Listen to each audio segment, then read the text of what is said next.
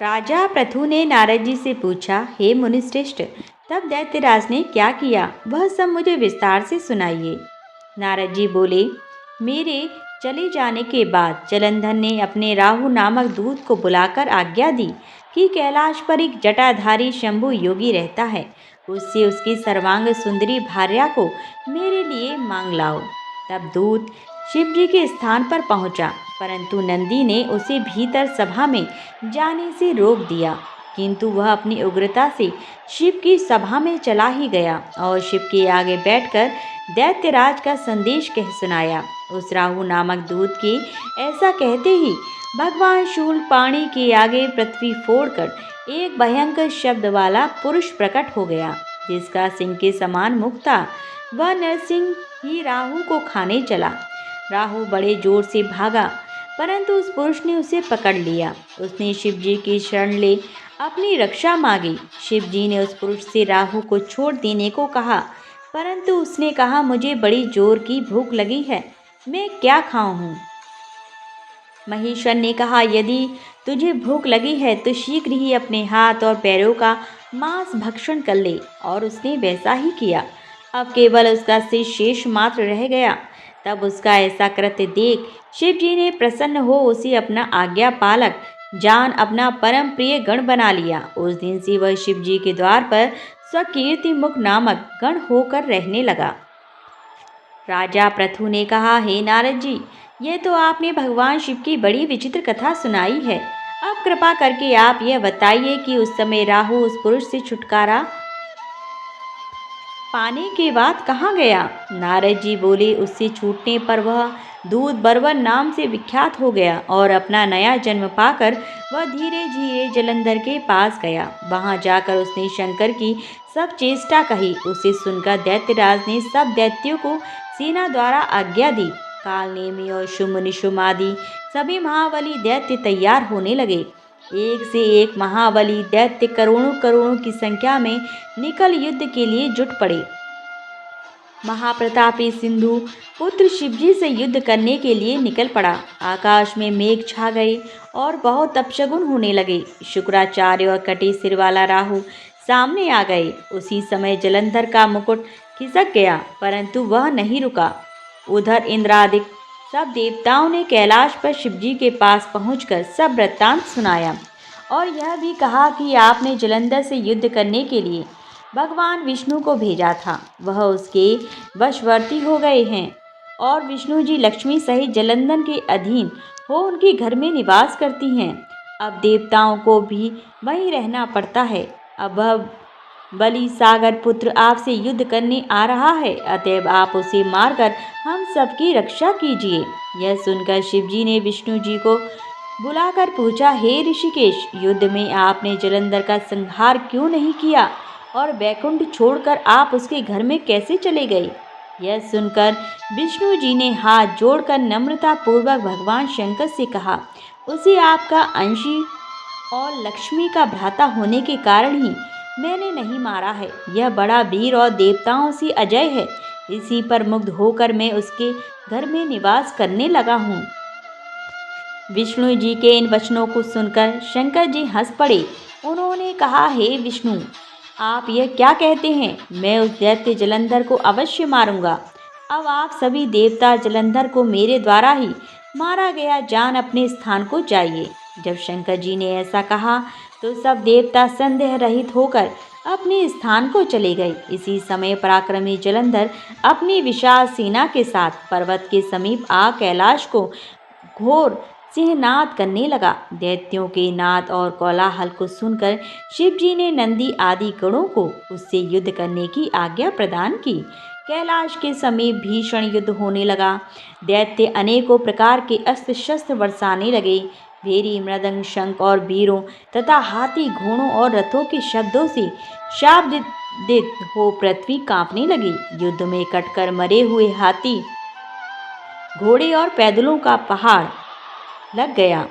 रक्त मांस का कीचड़ उत्पन्न हो गया। दैत्यों के आचार्य शुक्राचार्य जी अपनी मृत संजीवनी विद्या से सब दैत्यों को जिलाने लगे। यह देखकर शिवजी के गण व्याकुल हो गए और उनके पास जाकर सारा वृत्तांत सुनाया।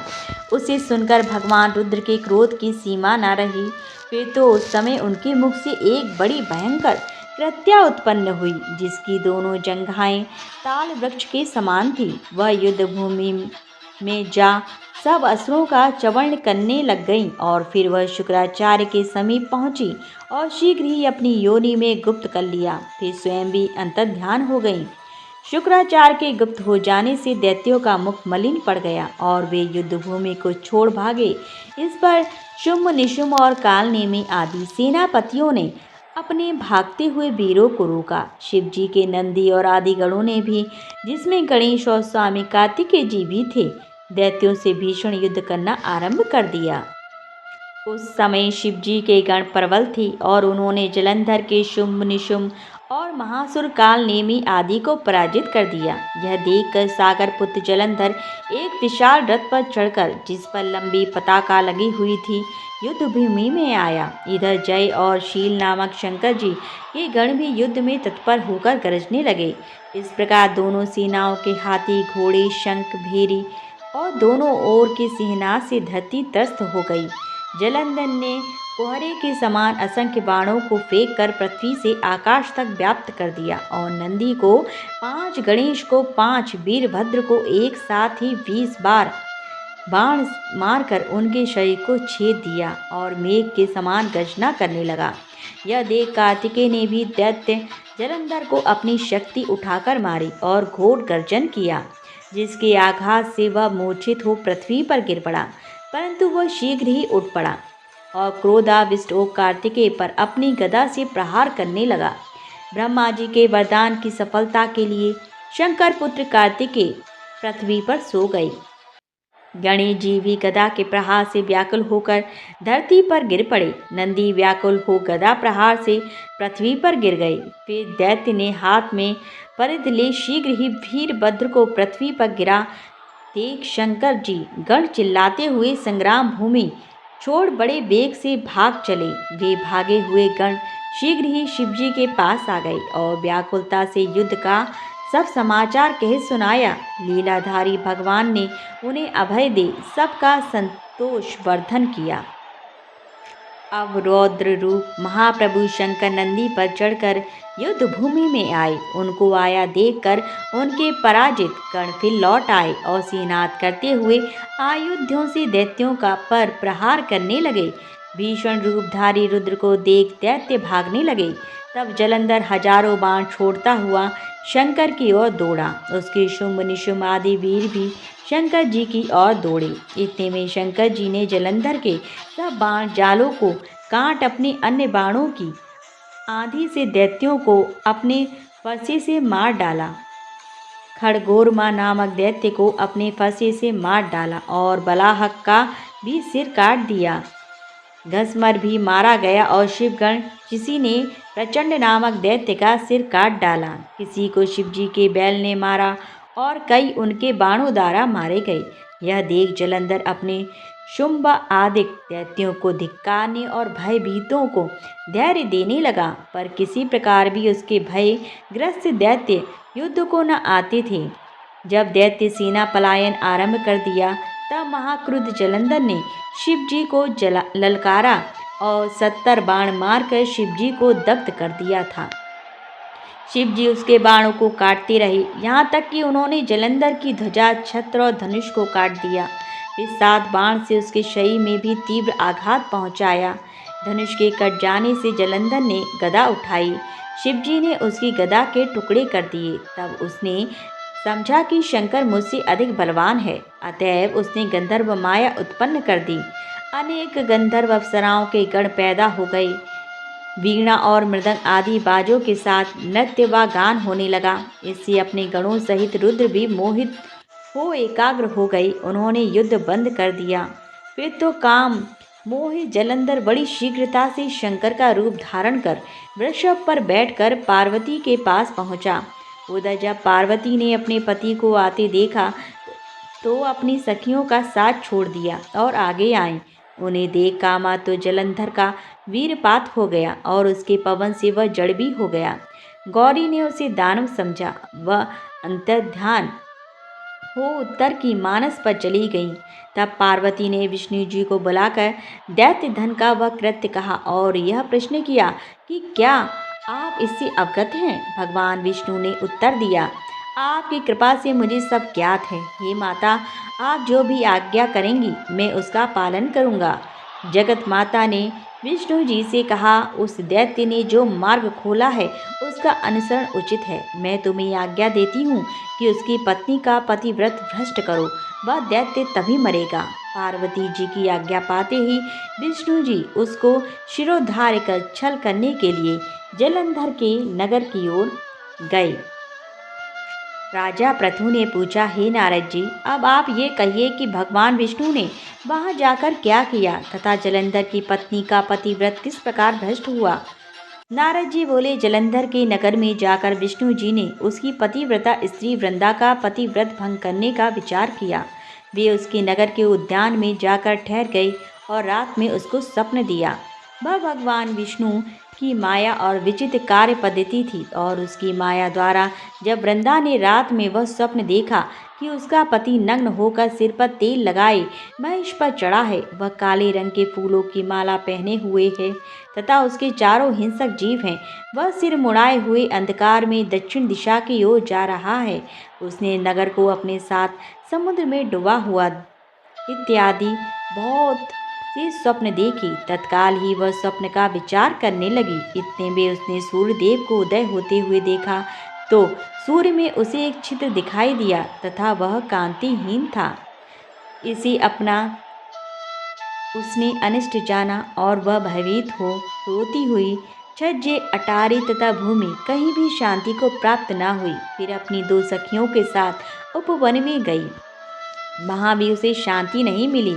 फिर वह जंगल में निकल गई। वहाँ उसने सिंह के समान दो भयंकर राक्षसों को देखा जिससे वह भयभीत हो भागने लगी। उसी क्षण उसके समक्ष अपने शिष्यों सहित शांत मौनी तपस्वी वहाँ आ गया। भयभीत वृंद उसके गले में अपना हाथ डाल उससे रक्षा की याचना करने लगी। मुनि ने अपनी एक ही हुंकार से उन राक्षसों को भगा दिया। वृंदा को आश्चर्य हुआ और वह भय से मुक्त हो मुनिनाथ को हाथ जोड़ प्रणाम करने लगे। फिर उसने मुनि से अपने पति के संबंध में उसकी कुशल प्रेम क्षेम प्रश्न किया। उसी समय दो बानर मुनि के समक्ष आकर हाथ जोड़ खड़े हो गए और जो ही मुनि ने भ्रुकुटी संकेत किया तो ही वे उड़कर आकाश मार्ग से चले गए। फिर जलंधर का सिर और धड़ लिए मुनि के आगे आ गई। तब अपने पति को मृत हुआ जान वृंदा मूर्छित हो पृथ्वी पर गिर पड़ी और अनेक प्रकार से दारुण विलाप करने लगी। तत्पश्चात उस मुनि ने कहा, हे कृपानिधे, आप मेरे इस पति को जीवित कर दीजिए। पतिव्रता दैत्य पत्नी ऐसा कहकर दुखी श्वासों को छोड़कर मुनि श्रेष्ठ के चरणों पर गिर पड़ी। तब मुनीश्वर ने कहा, यह शिवजी द्वारा युद्ध में मारा गया है, जीवित नहीं हो सकता, क्योंकि जिसे भगवान शिव मार देते हैं वह कभी जीवित नहीं हो सकता। परंतु शरणागत की रक्षा करना सनातन धर्म है, इसी कारण कृपा कर मैं इसे जिलाए देता हूँ। नारद जी ने आगे कहा, वह मुनि साक्षात विष्णु ही थे जिन्होंने यह सब माया फैला रखी थी। वह वृंदा के पति को जीवित करके अंतर्ध्यान हो गए। जलंधर ने उठकर वृंदा को आलिंगन किया और मुख चूमा। वृंदा भी पति को जीवित हुआ देख अत्यंत हर्षित हुई और अब तक हुई बातों को स्वप्न समझा। तत्पश्चात वृंदा सकाम हो बहुत दिनों तक अपने पति के साथ विहार करती रही। एक बार सुरत एवं संभोग काल के अंत में उन्हीं विष्णु को देखकर उन्हें ताड़ित करती हुई बोली, हे पराई स्त्री से गमन करने वाले विष्णु, तुम्हारे शील को धिक्कार है। मैंने जान लिया है कि मायावी तपस्वी तुम ही थे। इस प्रकार कहकर कुपित पतिव्रता वृंदा ने अपने तेज को प्रकट करते हुए भगवान विष्णु को शाप दिया, तुमने माया से दो राक्षस मुझे दिखाए थे, वही दोनों राक्षस किसी समय तुम्हारी स्त्री ला हरण करेंगे। सर्पेश्वर जो तुम्हारा शिष्य बना है यह भी तुम्हारा साथी रहेगा। जब तुम अपनी स्त्री के विरह में दुखी होकर विचरोगे उस समय बानर ही तुम्हारी सहायता करेंगे। ऐसा कहती हुई पतिव्रता वृंदा अग्नि में प्रवेश कर गई। ब्रह्मा आदि देवता आकाश से उसका प्रवेश देखते रहे। वृंदा के शरीर का तेज पार्वती जी के शरीर में चला गया। पतिव्रत के प्रभाव से वृंदा ने मुक्ति प्राप्त की। बोलो भगवान विष्णु की जय। जय तुलसी माता मैया, जय तुलसी माता, सब जग की सुखदाता, सबकी बर माता। मैया जय तुलसी माता, जय तुलसी माता, मैया जय तुलसी माता, सब योगों से ऊपर, सब रोगों से ऊपर, रज से रक्ष करके सबकी भव त्राता।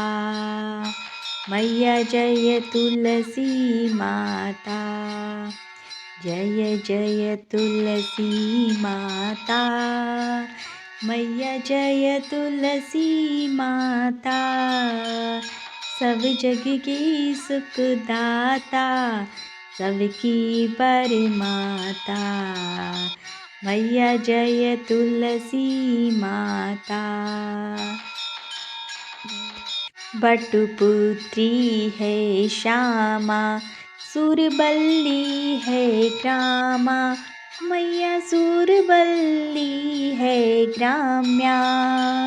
विष्णु प्रिय जो नर, तुमको सेवे सो नर तर जाता।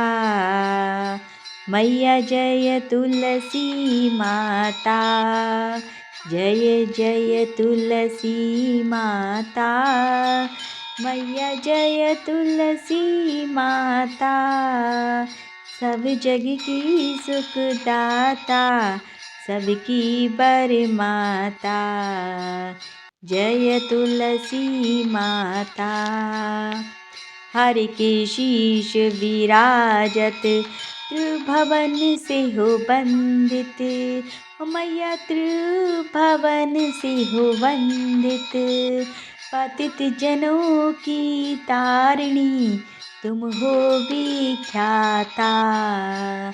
मैया जय तुलसी माता, मैया जय तुलसी माता, मैया जय तुलसी माता, सब जग की सुखदाता, सबकी बर माता। मैया जय तुलसी माता।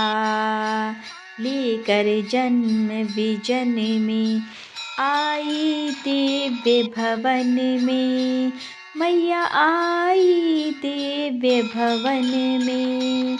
मानव लोक तुम्हीं से सुख संपत्ति पाता।